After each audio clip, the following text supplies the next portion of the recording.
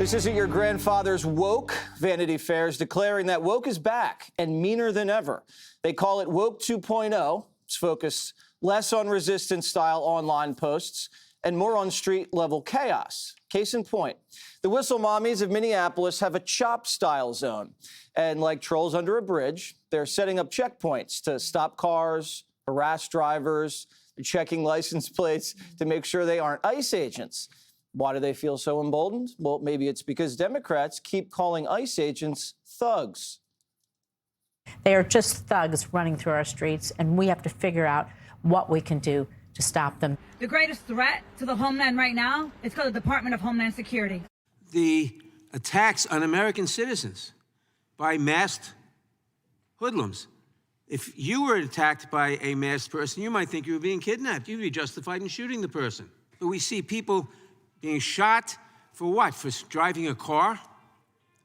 We see people, we see the ICE goons break into people's homes without a warrant.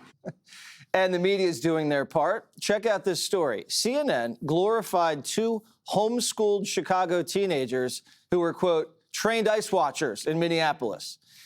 Speaking of CNN, the network's disgraced former anchor, Don Lemon, took his pity tour to Kimmel to moan about how unfairly he's been treated after being arrested for storming a church in St. Paul. Listen. I'm not a protester. I went there to be a journalist. I went there to chronicle and document and record what was happening. I was following that one group around, and so that's what I did. I reported on them. And so, but I do think that there is a difference between a protester and a journalist. They want to embarrass you. They want to intimidate you. They want to instill fear, and so that's why they did it that way.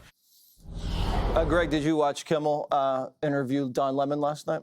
No, I had better things to do, like scraping my eyes out. No, you know what it is? Okay, number one, I'm tired of hearing people add 2.0 to things. You know, like kill me 2.0. What does that mean? More of kill me? Said, but I know what you mean. You know what I mean. You but I feel like woke is like a bar that was hip for a couple of years. Then it got a bad reputation. The drinks were watered down. The people who worked there were rude and drugged out. And then customers just left, except for the hardcore derelicts that have nowhere else to go. That's that's today's wokeism. It's the worst of the worst. They don't have anywhere else to go. Even companies with DEI are not going to hire somebody from Antifa. That is why none of these people have jobs. So woke isn't back. It never left. In the 90s and the 2000s, you called it politically correct, which dissipated and then again left that concentrated reduced matter, which then became woke. And then now you have this stuff. And it's alarming because people keep trying to redefine it. And yet what you're redefining is actually just a more demented version of what you already rejected. And it goes even back further. If you go back to the revolutions, the Bolsheviks, a radical minority trying to impose their will and power on the majority. And they can only do that through fear, intimidation, organized violence, oppression. And the way they often do that is they use women and children. Why? Because children don't know any better, and it's frightening to see it happen.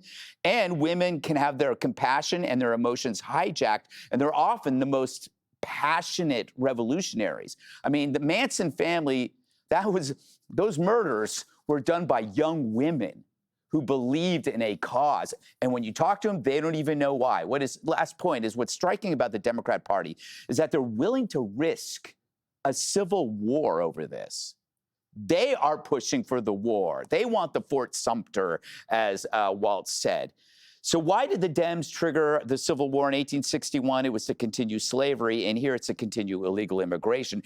There's something about Democrats and cheap labor. You know, they love to control the poor and put them to work. In South Carolina, it was slaves. In Minneapolis, it's 130,000 illegals. Except now they don't just want their labor, they want their vote. CNN glorifying these two kids in like sub-zero temperatures, Dana, blowing whistles at cops. That's kind of propaganda. It's also sort of weird to have in your subhead basically asking teenagers if taking action like this, the subhead says, and they will never regret it. Mm-hmm. Oh, you think? Yeah. I mean, maybe. Let's see how that goes when, as you were pointing out, like who's hiring these people that are being caught as a part of the protest. The Democrats have this incredible tendency to overread political wins. And so, yes, there were changes that happened in Minneapolis because of actions that were taken by Border Patrol that has been overall branded with an umbrella as anti-ICE.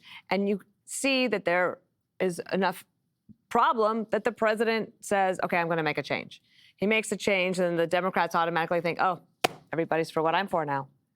And it's maddening, and they do this to themselves over and over again, and then they overpromise to their voters. For example, with this shutdown thing, they're like, we're going to shut down ICE. Well, guys, actually, ICE is already funded through 2029. Like, they overpromise to their voters, and then they underdeliver. And what you find is that, yes, maybe there are some independents in America who are saying, yeah, I can't be for this. That's not what I voted for. I'm willing to look at the Democrats. And then when you look deeper into the polling and you see that still the Democrats are not trusted on the main issues that people care about the most, the economy being the first. Don Lemon, I don't think you've weighed in on Don Lemon, Jessica. Do you think he's being unfairly targeted by the Justice Department? Well, a magistrate judge and another judge both wouldn't take it up. Not true. Okay. Second judge said they could move forward. Okay. All right. So just one big rejection, and then somebody else who, said we could move forward with it. Sure, we'll see where it goes. He'll have his day in court, I guess, if it gets there. I think that this is another case of personal vendetta. We know that the administration not big fans of Don Lemon, and I think making the argument that he was the same as a protester is a little rich, but let it play out. I'm not here to dunk on Don Lemon with the same kind of excitement that all of you So it didn't bother you what he did?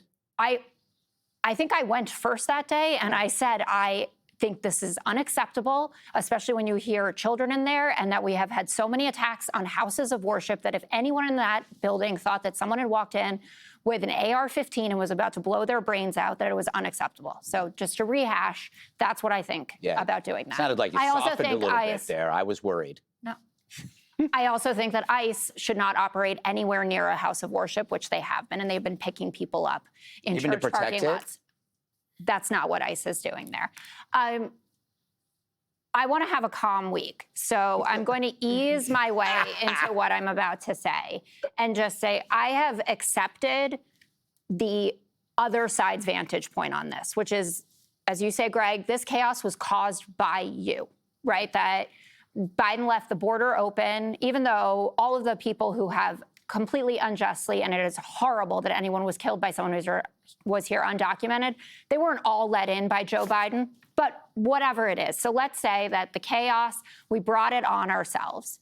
You're going to have to do better in making the case to regular American citizens who are watching this play out, and that's everyone from a mom who has never been politically active to dads who just want to go to work, who are now showing up at schools in Minneapolis at 7 o'clock in the morning to guard the doors to make sure that kids can get in and out of school and aren't going to get picked up. You have to make the case to them. You have to make the case to people like Rand Paul and Newt Gingrich and Pete Ricketts, hardcore conservatives that are seeing how ICE is behaving and what they're doing and saying this is unacceptable and it's not the way it's supposed to be, which Tom Homan acknowledged, as Dana said. The chaos that these loony leftists are creating are also not making ICE violate court orders at levels that judges have not seen before. This conservative Minnesota Chief Justice, Schultz is his name, said that they violated more court orders in a month in January than some federal agencies in their entire existence. Since July, so just over the summer, 2,300 judges have had to weigh in to say that people were denied their due process. And that includes sometimes American citizens, which should, for a good conservative, really rile you up. 59% of Americans, this is our own Fox poll, say that ICE has gone too far with the deportations, including 71% of independents. Now, I agree with you, Dana. I don't want to read too much into any of this in terms of elections. We just had those 2 special elections in Texas, which were, pretty seismic shift towards Democrats, with Republicans who voted in the Republican primary just showing up to voice their discontent with how the Republican Party is operating. I don't want to rest on our laurels about it. And we need law enforcement. We need the bad hombres out. But just dismissing and saying this is all our fault and that we're going to take it that way is not how it's going to play out politically, and it's not how to make the country safer. Well, wait, can I just say something? Can I just, yeah, I'm going to respond because you cite that people think ICE has gone too far. Why? Because in your same commentary, you said children were scared of being abducted from their schools. Okay? So why do you feel the need to make people feel scared that their children are going to be taken from schools when that hasn't happened? People who are citizens, who are not criminals, their children aren't getting kidnapped. So when you say, people think ICE has gone too far, it's because they're listening to you say these things. They're using their own eyes. So they're seeing the big cases, children being kidnapped from the schools. Alex Preddies of the world. They're seeing people who have been Freddie is not a child who was kidnapped from a school. I said they are seeing. He was a guy that ran around with a gun. Yes, and it was his. That argument is failing.